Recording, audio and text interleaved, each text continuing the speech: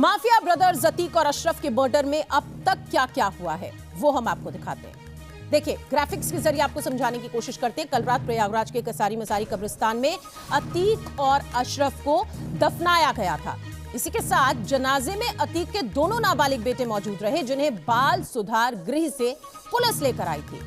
जनाजे में अशरफ की दो बेटियां भी मौजूद रही थी। इसके साथ ही अतीक अशरफ मर्डर केस की जांच के लिए 3 सदस्यीय न्यायिक आयोग का गठन भी हो चुका है और साथ ही 2 महीने में अतीक अशरफ मर्डर केस की जांच रिपोर्ट न्यायिक आयोग सौंपेगा।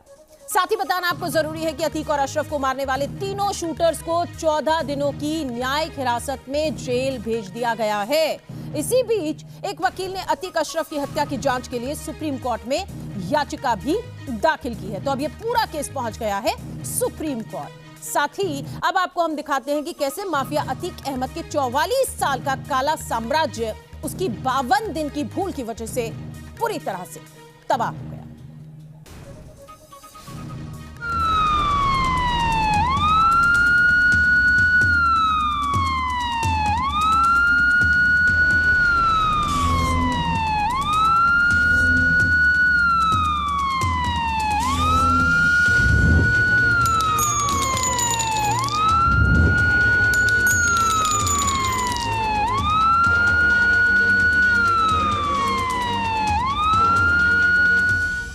पंद्रह अप्रैल की रात थी।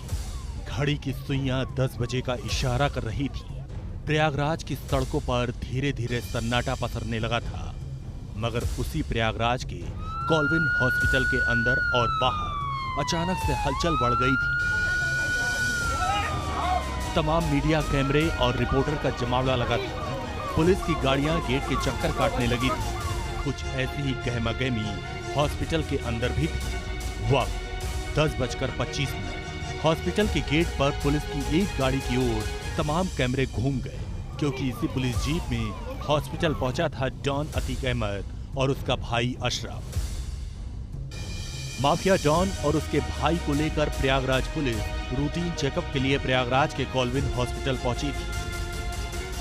लेकिन अतीक और उसके भाई को पता नहीं था कि अगले 2 मिनट बाद क्या होने वाला है। रात 10:35। पुलिस की जीप से पहले अशरफ उतरा था। उसके साथ हथकड़ी में बंधा अतीक उसके बाद उतरा। उतरने से पहले उसने चारों तरफ देखा, किसी को इशारा किया, फिर दोनों भाई आगे बढ़े। मीडिया के लोगों ने सवाल पूछे। सवाल था अतीक से कि वो बेटे के जनाजे में क्यों नहीं पहुंचा।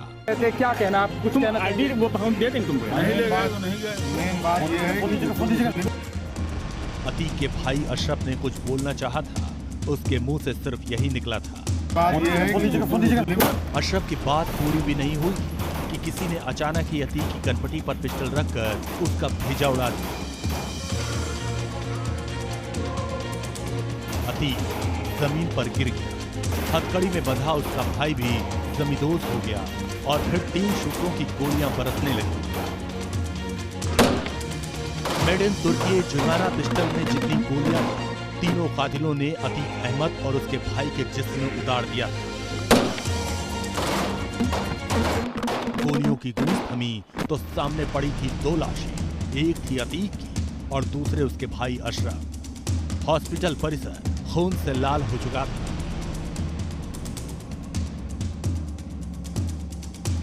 तीन दशक तक बम बारूद से खेलने वाला, कानून को अपनी जेब में लेकर घूमने वाले डॉन का खेल खल्लास हो चुका था। जंगल की आग की तरह हत्याकांड की खबर पूरे देश में फैल गई। किसी को यकीन नहीं हो रहा था कि जिस डॉन का नाम लेने से लोग कभी कांपते थे, उसे कोई गोली भी मार सकता है। फिल्मी अंदाज में यूपी में आतंक का दूसरा नाम बने अतीक का अंत हो जाएगा, किसी को यकीन नहीं हो रहा था। प्रयागराज ने अतीक के खौफ को देखा था। जिस ठसक से वो गुनाहों को अंजाम देता था, शायद यही वजह है कि आज भी प्रयागराज का एक एक व्यक्ति उसके आतंक को भूल नहीं पाया है। अभी 58 घंटे ही बीते थे कि उसके बेटे का खात्मा हुआ था। वो उस दुख से उभर भी नहीं पाया था कि उसका काम भी फिल्मी अंदाज में तमाम हो गया।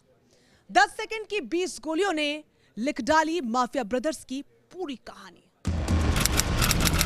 10 मिनट 20 गोली, 44 साल के जुर्म के साम्राज्य का प्रयागराज के हॉस्पिटल परिसर में गरजी 20 गोलियों ने बाहुबली ब्रदर्स का काम तमाम कर दिया। अतीक के जिस्म को भेदने वाली आखिरी गोली से 51 दिन पहले भी गोली चली थी, जिससे मिट्टी में मिल गया अतीक का पूरा जुर्म वाला साम्राज्य। नामालूम अतीक अहमद ने अपनी जिंदगी में कितने गुनाहों को अंजाम दिया था, न जाने कितनी बार प्रयागराज पूर्वांचल की धरती को धुआं किया था, मगर 51 दिन पहले अतीक अहमद ने अपनी क्राइम कुनबे के दम पर जो गुनाह किया था, वो उसकी तबाही के ताबूत में आखिरी कील साबित हुई, या यूं कहें 51 दिन पहले की भूल उसके अंत की कहानी बन गई। अतीक का आखिरी गुनाह 51 दिन पहले उमेश हत्याकांड। इसे इत्तेफाक कहें या कुछ और, मगर जिस तरह फिल्मी अंदाज में अतीक अहमद का खेल खल्लास हुआ, ठीक उसी तरह 51 दिन पहले अतीक अहमद ने भी उमेश पाल को अपने रास्ते से हटवाया था। उस वक्त अतीक अहमद प्रयागराज से 1300 किलोमीटर दूर साबरमती जेल में बंद था, लेकिन प्रयागराज में उसका कातिल कुनबा एक कत्ल की साजिश रच रहा था। टारगेट पर था राजू पाल हत्याकांड का मुख्य गवाह उमेश पाल, जो 18 साल से अतीक अहमद की आंखों का कांटा बना हुआ था। साल 2006 में अतीक अहमद ने उमेश पाल का अपहरण करा लिया था, लेकिन जिस घटना को अतीक अहमद नहीं अंजाम दे पाया, उसको उसके कातिल बेटे ने अपने शूटरों के साथ अंजाम दे दिया, जिसे एसटीएफ ने एक एनकाउंटर में मार गिराया। तारीख 24 फरवरी 2023, जगह धूमनगंज प्रयागराज। 51 दिन पहले 24 फरवरी के शाम करीब 5 बजे का वक्त रहा होगा। वकील उमेश पाल कार का गेट खोलकर उतरे ही थे, इतने में 7 शूटर्स उन पर फायरिंग करते हैं और बम फेंक देते हैं। उमेश पाल चंद कदम ही भाग पाते हैं और अपने घर की गली में गिर जाते हैं। हमले में उमेश और उनके 2 गनर की भी मौत हो जाती है।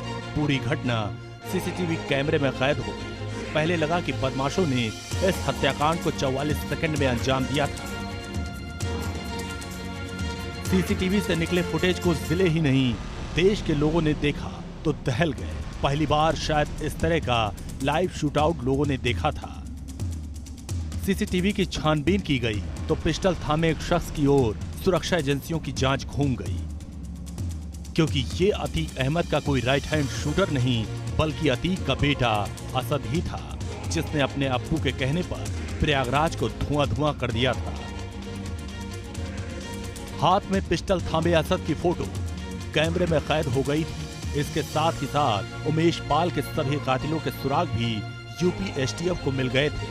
51 दिन पहले उमेश पाल को ठिकाने लगाने के बाद असद गुलाम के साथ फरार हो गया था। पहली बार अतीक अहमद की पत्नी शाइस्ता परवीन और बाकी 2 बेटे भी हिटलिस्ट में आ गए थे।